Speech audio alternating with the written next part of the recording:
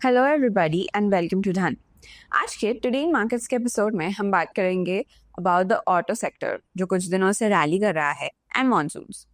तो Indian stock markets फिर से रैली कर रहे हैं एंड ऑटो सेक्टर काफी पॉजिटिव सेंटिमेंट दिखा रहा है due to GST rate cuts and credit rating upgrade by एस&पी।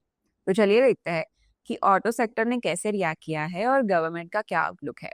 और दूसरे न्यूज में देखेंगे कि कैसे मॉनसून्स की वजह से हाइड्रो पावर जनरेशन बढ़ सकता है by up to 10%। Hi, this is your host Suhani Kataria and let's begin.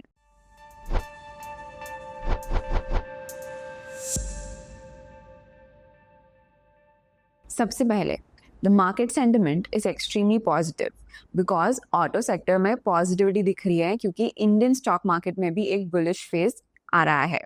Sensex और निफ्टी दोनों ही पॉजिटिव ग्लोबल क्यूज और रिलायंस, आईसीआईसीआई जैसे ब्लू चिप स्टॉक्स की बाइंग से ऊपर जा रहे हैं।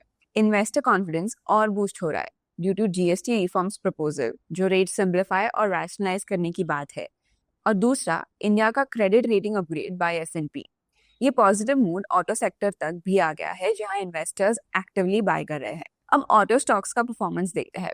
सबसे पहले मारुति सुजुकी इंडिया स्टॉक अपना 52 week high which is around 42,316 के सिर्फ 0.4% दूर है। अगर स्टॉक का एक वीक का परफॉर्मेंस देखते हैं तो इट इज अप बाय 11%, जो सेंसेक्स से कंपेयर किया जाए तो सिर्फ 1% ऊपर है। So the message is Maruti एक सेक्टर लीडर है जो कंसिस्टेंटली आउट परफॉर्म कर रहा है। दूसरा है पावना इंडस्ट्रीज। 21 अगस्त को स्टॉक ने गैप अप ओपनिंग लिया और 444 तक चले गया। वॉल्यूम स्पाइक भी 1.5x ज्यादा है देन एवरेज। शॉर्ट टर्म में देखे तो 4 दिन में ऑलमोस्ट 8% ऊपर है और 5 सालों में 440% का रिटर्न दिया है। मतलब मिड और स्मॉल कैप ऑटो स्टॉक्स भी फ्रेश मोमेंटम आ रहा है। अब गवर्नमेंट का विजन देखते हैं जो है ऑटो को नंबर 1 बनाना। नितिन गडकरी जी ने अनाउंस किया है कि अगले 5 इयर्स में वो इंडिया की ऑटो इंडस्ट्री को वर्ल्ड का नंबर 1 बनाना चाहते हैं। सेक्टर ग्रोथ ऑलरेडी स्ट्रांग है। 2014 में the sector was around 7.5 lakh crore का और अभी है वो ऑलमोस्ट 22 लाख करोड़ का। कंपेयर करो अगर यूएस के साथ तो यूएस का है around 78 lakh crore and China का है 47 लाख करोड़ का। The focus area is on EV adoption through fame schemes and PLI incentives. Alternate fuels पे भी काफी ज्यादा फोकस है जैसे ethanol and hydrogen fuel and exports भी पुश कर रहे हैं टू कम्पीट ग्लोबली। अगर लॉजिस्टिक सेक्टर्स के बारे में बात करते हैं, that is a game changer. Logistic cost GDP के 16% से रिड्यूस होकर 10% पर आ गई है और टारगेट है कि सिंगल डिजिट पे भी आ जाएगा। रीजन है expressways, freight corridors, port modernisation, इन सब के वजह से। अगर हम लोग इंडस्ट्री ग्रोथ की बात करते हैं तो FY25 में the industry was around $9 billion और एक्सपेक्टेड है कि FY30 तक वो 18 to 20 बिलियन डॉलर्स मतलब ऑलमोस्ट डबल हो जाए। जॉब क्रिएशन भी हो सकता है अराउंड 6.5 to 7.5 मिलियन का। जो टैक्स रेवेन्यू है वो है अराउंड 1 to 1.5 बिलियन जीएसटी में and $650 million in customs. If you look at the impact on auto, raw material सस्ती और फास्ट डिलीवरी से कार्स बनाना और बेचने की कॉस्ट गिरती है जिससे मार्जिन्स काफी इंप्रूव होते हैं। अगर इन्वेस्टर डायनामिक्स की बात करते हैं तो डोमेस्टिक बूस्ट मिलेगा जिससे जीएसटी सिंप्लीफाई होगा और रेटिंग अपग्रेड ज्यादा होगा जिससे डिमांड और ट्रस्ट दोनों इंक्रीज होगा। ग्लोबल फैक्टर्स की बात करें तो इंडिया बैन कर रहा है एक China +1 hub for global auto OEMs और ईवी डिमांड ग्लोबली भी इंडियन ऑटो सेक्टर को पुश कर रही है। अगर ऑटो इंडेक्स सपोर्ट करता है तो मारुति, टाटा मोटर्स, एम&एम जैसे हैवी वेट्स प्लस पावना जैसे मिड कैप्स दोनों में बाइंग इंटरेस्ट आ सकता है। अगर ग्रोथ ट्रेजेक्टरी की बात करते हैं तो इनका जो डिमांड ड्राइवर है वो है rising income, EV adoption and premium cars की demand.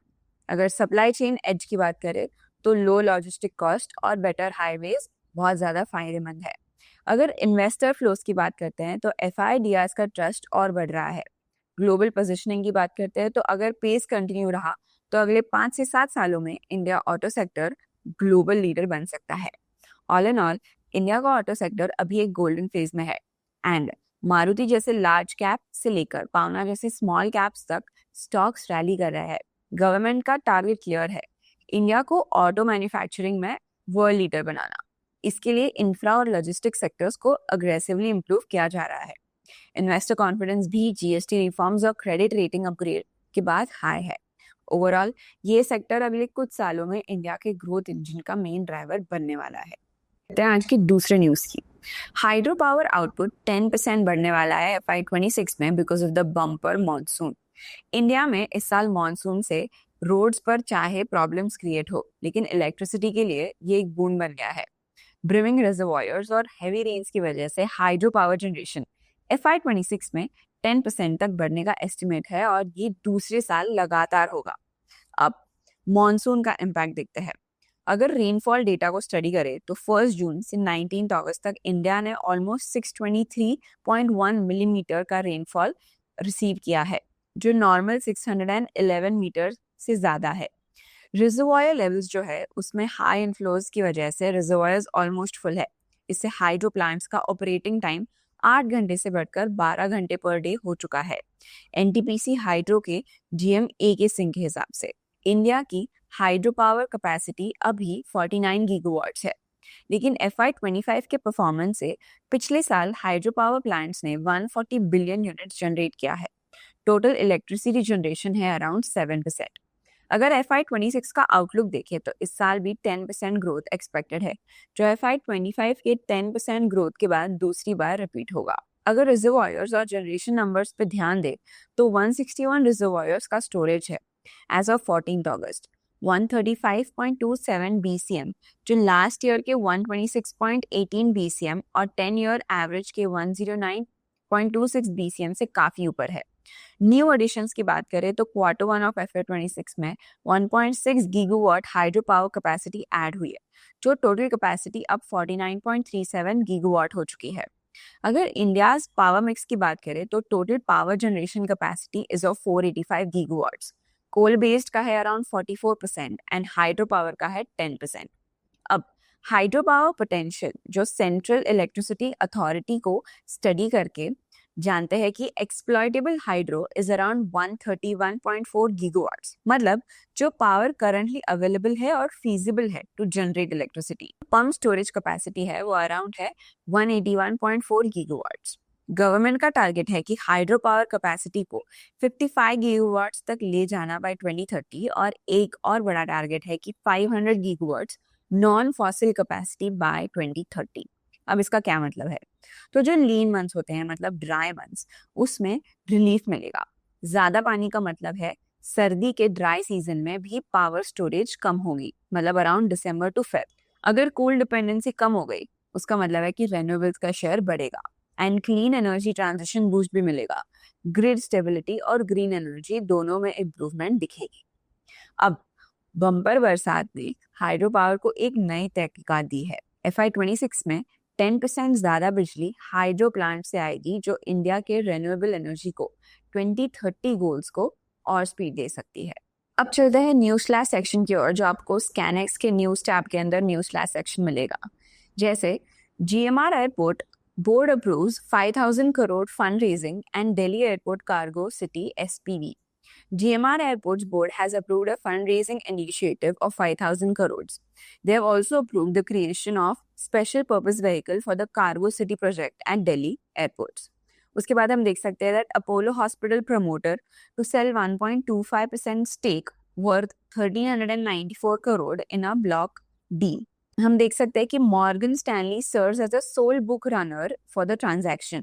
Apollo Hospital reported strong quarterly performance with net profit rising 42%, beating the analyst estimate of 377 crores. Revenue grew by 14%, while the operating income increased 26%. उसके बाद हम देख सकते हैं HG Infra Engineering subsidiary secures 781 crore highway project covering the Narol Sarkhej stretch of 10.6 kilometers. The project has a duration of 30 months and becomes effective from 19th August 2025. तो ऐसे ही quick news के update के लिए आप हमारे product और ज़्यादा explore कर सकते हो। अब चलते हैं इनसाइट्स टैब पे और देखते हैं आज का heat map. Let's look at the top gainers and losers for today. तो जैसे हम देख सकते हैं that Today's gainer is Cipla, which is up by 3.02%. Dr. Reddy's Laboratory is also up by 2.51%. उसके बाद हम देख सकते हैं Reliance is up by 0.84%. Bajaj Finance is up by 0.88%. ICICI Bank is up by 1.08%. So these have been the top gainers for today.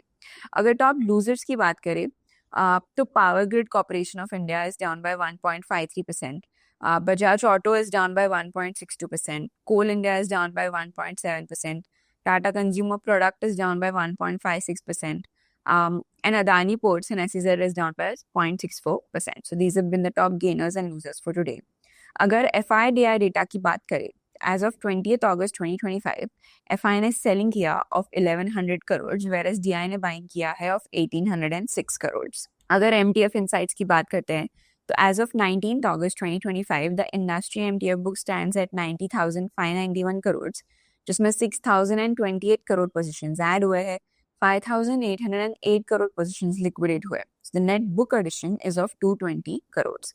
अब बात करते हैं आज के टॉप डिलीवरीज की. तो आज की जो टॉप 5 डिलीवरीज है वो ITC, Kotak bank, HCL tech, Eicher motors and Mahindra and Mahindra, which range from 80% to 71%. अब चलते हैं धन चार्ट्स पर और एनालाइज करते हैं निफ्टी 50 फॉर टुडे. तो जैसे हम देख सकते हैं निफ्टी 50 आज 33 पॉइंट्स ऊपर बंद हुआ है कल के क्लोज से, लेकिन हम देख सकते हैं आज निफ्टी गैप अप ओपन हुआ बाय ऑलमोस्ट 100 पॉइंट्स. कल निफ्टी बंद हुई थी अराउंड 25,050 और आज जब ओपन हुई है वो ओपन हुई around 25,142. It made a high of 25,153, made a low of 25,054 and closed around 25,083. हम देख सकते हैं उसका 20 MA और 50 MA फिर से एक पॉजिटिव क्रॉस ओवर लेने चल रहा है क्योंकि वो उसके ऊपर ही बंद हो रहे हैं. RSI भी है अराउंड 57 और MACD भी अभी तक पॉजिटिव ही सिग्नल दे रहा है. और आज जो निफ्टी नीचे बंद हुआ है वो उसके एक्सपायरी की वजह से भी हो सकता है. अब अगर सेंसेक्स की बात करते हैं, Sensex is up bye 142 points today, but again हम देख सकते हैं सेंसेक्स भी गैप अप ओपन हुआ by almost 400 points, opened around 82,220, made a high of 82,231, made a low of 81,921 and closed around 82,000 dot.